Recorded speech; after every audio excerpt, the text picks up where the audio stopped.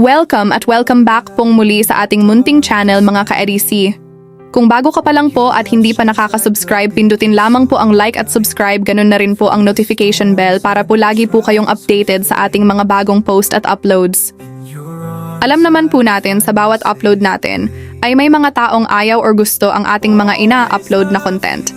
Lalo na kung ang in-upload natin ay hindi nila gusto yung tipong hindi mo gusto or hindi mo type ang isang tao. Pero ganun pa man, sana naman po sa mga supporters kung may ayaw to sa post ng iba, ay ignore na lang, huwag na tayong may comment ng hindi maganda sa tao. Hindi na nga pinalampas ni Bibi Vianzi ang ibang mga laiterang nagko-comment na nagkalat sa comment section. Sila yung mga taong walang ginawa kundi manlait at magsalita ng hindi maganda sa kapwa. Sila yung mga taong hindi mo alam kung inggit o masyadong nasasapawan kaya kung manlait ay wagas. Narito nga ang repost ni Bibi Vianzi sa mga taong pilit na binabagsak. Nilalait siya sa social media. Ang sabi nga ni Bibi Vianzi, "No need to change my face. If you see me ugly, remove your eyes." Tama nga naman ang kanyang repost sa kanyang Facebook account. Hindi niya kailangan magpanggap dahil kung ano ang nakikita natin sa kanya, with or without vlog ay siyang tunay. Natural at walang halong pagkukunwari.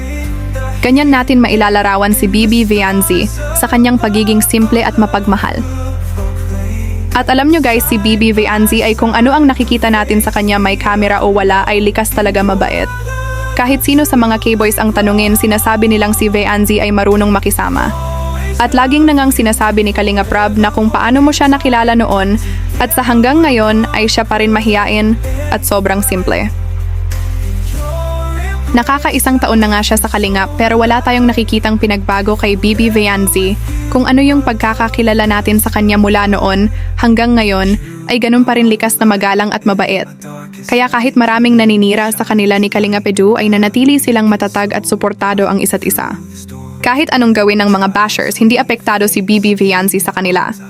Dahil mas kilala ni Bibi Vianzi ang kanyang sarili at ng kanyang pamilya, alam niyang mas marami ang mga taong nagmamahal at sumusuporta sa kanila ni Kalingap Edu. At heto pa ang kapana-panabik na aabangan natin kina Bibi Vianzi at Papa Eds dahil mag-OOJT na si Bibi Vianzi, ay grabe ang aabangan nating kilig sa kanilang tambalan. Panigurado hatid sundo na naman ni Papa Eds ang kanyang magandang girlfriend. Mahuhulaan nyo kaya kung saan mag-iistay ang ating prinsesa Bibi Vianzi. 10 days din mahihiwalay si Vianzi sa kanyang pamilya para tapusin ang nasabing OJT. Sobrang kaabang-abang din ang birthday ni Papa Eds dahil 10 days nasa daet si Bibi Vianzi para sa immersion. Panigurado makakasama niya si Vianzi para i-celebrate ang kanyang kaarawan. After ng birthday ni Papa Eds ay panigurado marami pa tayong aabangan. Dahil paghahandaan na nila ang pagpunta nila sa Hong Kong Disneyland, sobrang saya at nakakakilig na naman panigurado ang serye nila doon. At sigurado mag-aalburuto na naman ang mga bashers sa kilig moments ng dalawa. Patuloy lang po natin suportahan ang EDC mga idol. Salamat po sa panonood.